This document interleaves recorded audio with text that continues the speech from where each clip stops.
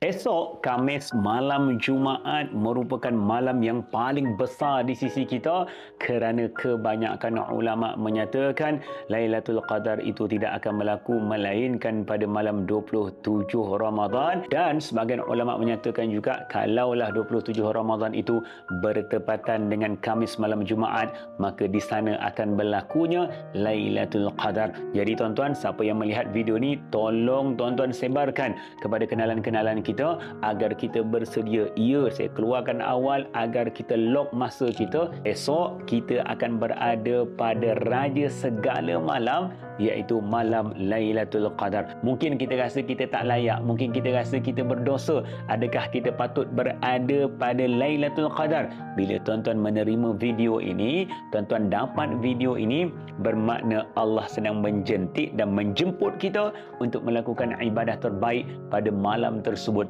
bermula maghrib hinggalah waktu subuh. Jangan sia-siakan peluang ini.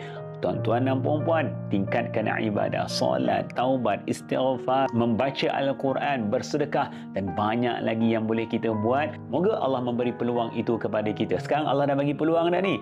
Allah dah jemput dah. Apabila tuan-tuan mendapat video ini, tinggal kita untuk melaksanakannya ataupun tidak. Tahniah dengan kehadiran Khamis malam Jumaat, malam 27 Ramadan, waktu yang kita nantikan iaitu Lailatul Qadar. Moga Allah mudahkan segala urusan. Alhamdulillah.